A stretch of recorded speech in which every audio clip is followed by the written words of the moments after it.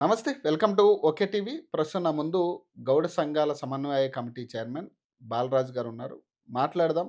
Present 15% ఉన్న ఏదైతే రిజర్వేషన్‌కి సంబంధించి 25% మాకు పెంచాలంటూ కూడా గతంలో కూడా చాలా సార్లు వాళ్ళు డిమాండ్‌లు చేస్తా ఉన్నారు. చాలా సందర్భాల్లో వాళ్ళు మాట్లాడడం జరిగింది. కానీ దాన్ని ప్రభుత్వం నుంచి ఎటువంటి పట్టింపులు లేకపోవడం అనేది కొంత గమనార్హం. సో, దాని గురించి ప్రస్తుతం మాట్లాడే ప్రయత్నం చేద్దాం. ఎందుకంటే బీసీ నినాదం చుట్టూ ఇప్పుడు తెలంగాణ మొత్తం తిరుగుతుంది గాబట్టి. నమస్తే సార్. నమస్తే. సార్ ప్రధానంగా అంటే బీసీ నినాదం చుట్టూ 42% చుట్టూ ఇప్పుడు తెలంగాణ నడుస్తా ఉంది.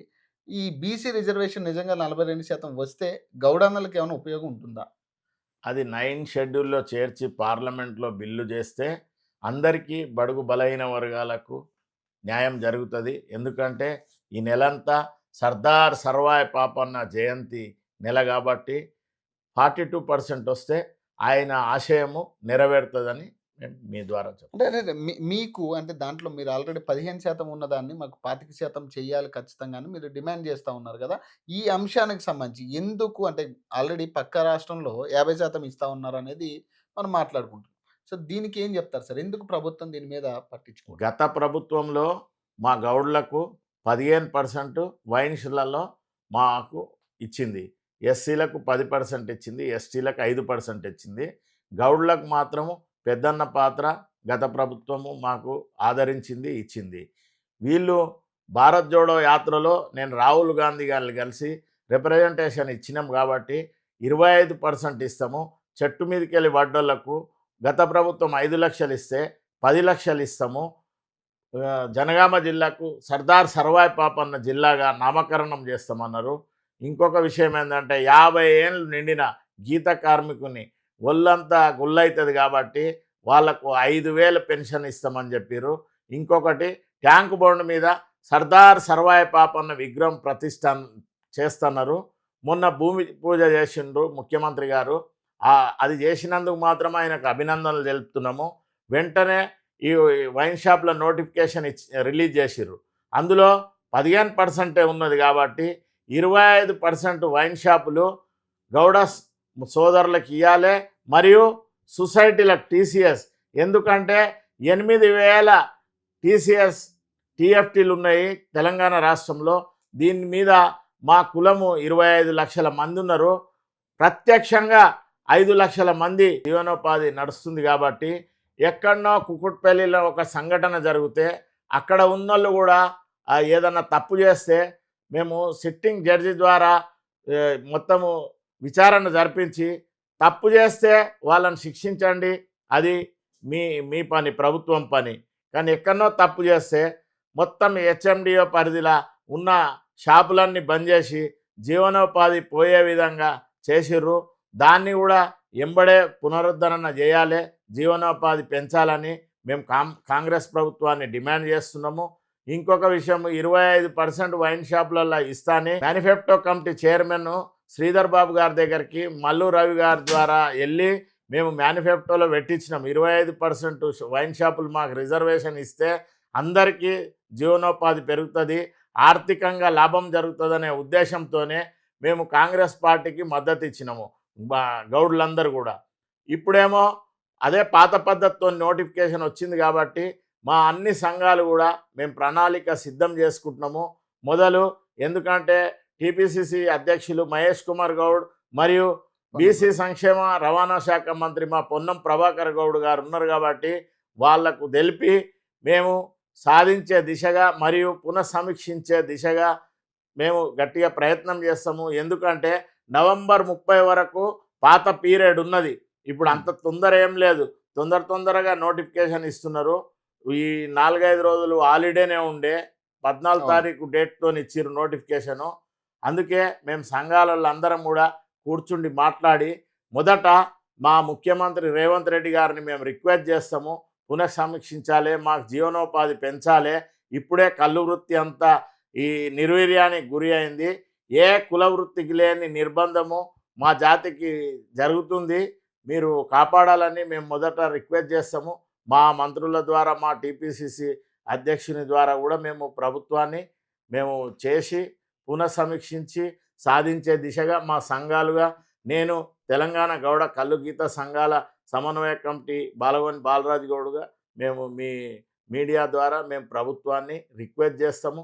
తర్వాత అందరము సమావేశం చేసుకొని ఏ విధంగా ముందుకెళ్ళాలనే దాని మీద మేము పోరాటం చేయడానికి కూడా రెడీ అవుతున్నాం. సరే అంటే ఇప్పుడు ఈ లిమిట్స్ ఏవైతే ఉన్నాయో కల్లు గీతకి సంబంధించి మీకు ఒక లిమిట్ గవర్నమెంట్ కేటాయించాలి కదా! ఖచ్చితంగా తాడి చెట్లకు సంబంధించి గాని మీరు ఎక్కడి నుంచి తెచ్చుకోవాలనేది. ఈ విషయంలో కొంత అవకతవకలు జరుగుతున్నాయా సార్? లిమిట్స్ పెంచడం గాని లేకపోతే ఆ విషయంలో? ఇప్పుడు వేలాది చెట్లున్నాయి. 560 జీవో ఉంది. ఇప్పుడు చాలా ఒక రాష్ట్రంలో ఉన్న 60% సొసైటీలు చెట్లు పెంచుతున్నాయి. ఇప్పుడు వానలు పడ్డాయి కాబట్టి ప్రభుత్వం చెట్లు ఇస్తున్నది. గత ప్రభుత్వం ఇచ్చింది. ఇప్పుడు చెట్లు పెంచుకుంటాము. మేము ఎక్కడ కల్తీ జరగకుండా కూడా మేము ప్రభుత్వానికి అండగా ఉండి మా వృత్తి మేము చేస్తాము. ఎక్కడ జరగకుండా చూసుకుంటాం అంటే తప్పు మీరు జరగకుండా. క్వెషన్ చేస్తా ఉన్నారు గానీ ప్రభుత్వం నుంచి ఆ సానుకూలత ఎందుకు రావట్లేదంటారు సార్? అంటే ఆ దృష్టికి ఎళ్ళట్లేదా? లేకపోతే ఏంటి?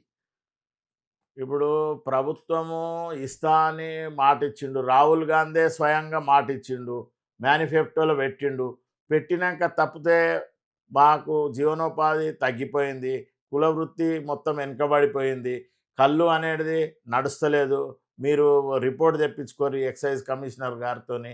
ఇక అద్దెలు కట్టే పరిస్థితే లేదు. ఈ విధంగా కుకుట్పల్లిన జరిగిన సంఘటనను దృష్టిలో పెట్టుకొని రాష్ట్రమంతా హెచ్ఎండిఏ పరిధిలా బంద్ చేసి మమ్మలను ఈ విధంగా ఒక రకంగా ఇదేంది వృత్తి పోయి రోడ్డు మీద పడ్డ పరిస్థితి వచ్చింది సరే గౌడ్లది. అంటే ఆ ఇన్సిడెంట్ తర్వాత దాదాపు ఎన్ని క్లోజ్ చేసుంటారు సార్? ఇప్పుడు 104ల 11 నడుస్తున్నాయి. మిగతాయన్నీ బంద్ ఉన్నాయి. 93 బంద్ ఉన్నాయి అంటే షాపులు. మొత్తం మరి ఇప్పుడు కలుగీత కార్మికులు మొత్తం నష్టపోయినట్టే కదా సార్? నష్టపోయినరు. అంతా రోడ్డు మీద పడ్డరు. ఈ వైన్స్‌లలోనన్నా 25% మాకు రిజర్వేషన్ ద్వారా గౌడ సొసైటీలకు ఇస్తే కొంచెం జీవనోపాధి పెరుగుతుంది. అటుగాక మద్యం అనేది గౌడ్ల హక్కు ఇది. గౌడ్ల వృత్తి ఇది. అటువంటి దాన్ని ఇయ్యకుండా మేము గవర్నమెంట్‌కు రెవెన్యూ జరిగే నష్టం కూడా లేదు. ఎందుకు అవును. ముఖ్యమంత్రి గారికి మళ్ళీ ఈ ఎక్సైజ్ ఆఫీసర్లు కరెక్ట్ అడ్వైజ్ చేస్తున్నారా లేదా అనేది మాకు డౌట్ వస్తుంది. సార్ మీరు కలిసిర్రా సార్? మీరు కలిసి దీనికి సంబంధించి విన్నవించుకున్నారా? ముఖ్యమంత్రి కావచ్చు లేదా అయ్యో! ఎవరైనా మా మంత్రులు గాని? మా సోదరుడు బీసీ సంక్షేమ శాఖ, రవాణా శాఖ మంత్రికి చెప్పినాము. మా టీపీసీసీ అధ్యక్షులు, కాంగ్రెస్ పార్టీ అధ్యక్షునికే అన్నీ తెలుసు. గీత వృత్తి అంటే ఇది సెన్సిటివ్ వృత్తి అని కూడా ఆయనకు కూడా తెలుసు. అందరూ ఇప్పుడు రోడ్డు మీద పడ్డరు. దీని మీద ఆధారపడ్డోళ్ళు.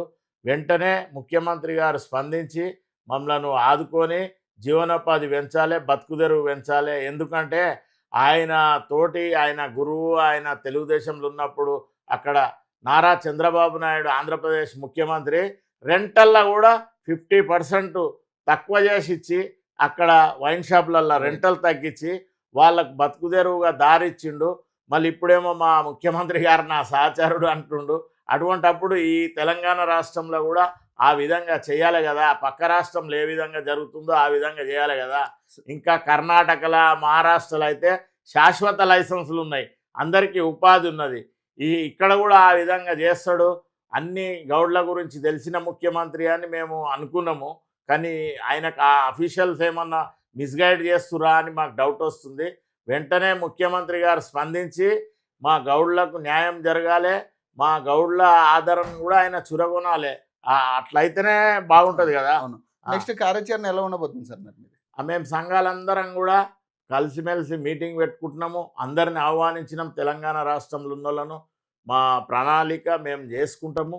కానీ మాకు 100% న్యాయం చేస్తాడని ఇంకా నమ్మకం ఉంది. ఎందుకంటే 42% అప్పుడు కూడా అక్కడ కులగణన సరిగ్గా జరగకపోతే 15 రోజులు ఎక్స్టెన్షన్ చేసి బీసీలందరికీ కూడా న్యాయం జరిగే విధంగా మళ్ళీ పునఃసమీక్షించి అంత కులగణన కరెక్ట్ చేసిన ముఖ్యమంత్రిగా భారతదేశంలో పేరు వచ్చింది ఆయనకు. ఆ పేరు అదే విధంగా మా గౌడ్లది కూడా ఈ వైన్ షాప్లది అంతా రిపోర్ట్ తెప్పించుకొని ఆయనకు వచ్చే నష్టమేమి రూపాయి రెవెన్యూ పోయేది లేదు. సొసైటీలకు ఇస్తే ఆయనకు మంచి పేరు వస్తుంది. ఈ 25 లక్షల గౌన్లది ఆదరణ దొరుకుతుంది. 5 లక్షల మంది వృత్తి మీద ఆధారపడి ఉన్నారు.